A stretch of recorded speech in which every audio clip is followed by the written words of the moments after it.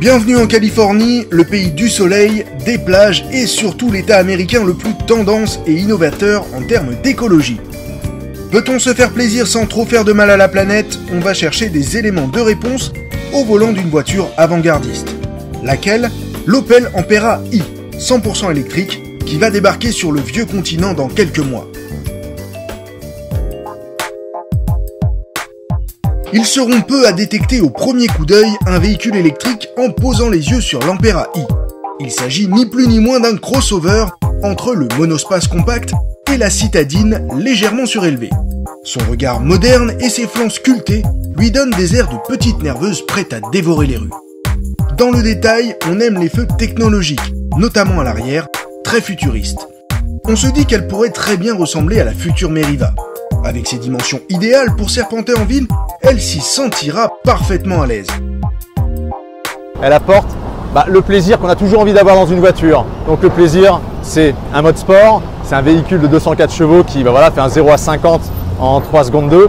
Et puis on est à San Francisco, on connaît tous les pentes de San Francisco, on récupère l'énergie avec ce fameux mode qu'on appelle One Pedal, une seule pédale, donc qui permet en décélération vraiment de régénérer de l'énergie. Et donc de rendre le véhicule encore plus vertueux. À bord, on plonge dans l'environnement Opel avec quelques éléments qui pourraient bien constituer l'avenir des productions de Rüsselsheim. Pas de compteur, mais un écran couleur multifonction.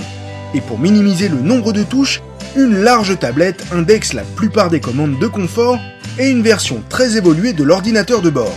Et on ne manque pas franchement de place, à l'avant comme à l'arrière. Même le coffre s'avère logeable, car les 400 kg de batterie ont été implantés dans le plancher. À vrai dire, pour l'habitabilité, elle fait même mieux que certaines concurrentes thermiques, qui ne sont pas concernées par la problématique de placement des cellules. Au volant, on apprécie d'emblée sa conduite. L'électrique, c'est fantastique, notamment en termes de sensations. Un vrai modèle de douceur qui fluidifie les mouvements, et quand il faut aller chercher la puissance, on tient là la plus nerveuse des citadines, avec un puissant couple disponible tout de suite. Cela dit, son amortissement fait moins bien que ses adversaires, comme une Nissan Leaf par exemple, plus moelleuse et plus confortable. L'Ampera i fait un peu ressentir sèchement les irrégularités de la route. En fait, on s'amuse même au volant, car avec ses batteries réparties dans l'empattement, c'est le comportement qui se voit dynamisé. Et l'autonomie, elle est annoncée pour plus de 500 km. D'après nos propres projections, on la situe plutôt en réalité aux alentours des 400 km. Si l'on exclut la grande Tesla, au tarif astronomique, on tient là la voiture électrique à la plus grande autonomie qui sera disponible sur le marché. Largement de quoi l'avoir, même en première voiture. Elle se recharge de manière conventionnelle ou sur les bornes dans la rue bien évidemment. Et avec des équipements de recharge rapide, on pourra même récupérer 3/4 d'énergie le temps d'un déjeuner.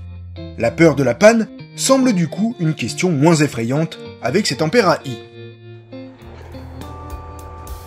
Le prix n'est pas encore arrêté, mais il faudra sortir de votre poche un chèque d'environ 30 000 € si la fiscalité n'évolue pas d'ici son arrivée.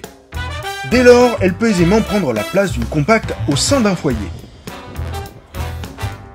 Parfaite pour les déplacements la semaine et pas rédhibitoire quand il s'agit de partir en week-end. La pionnière de ce qui pourrait ressembler à court terme à l'automobile de demain.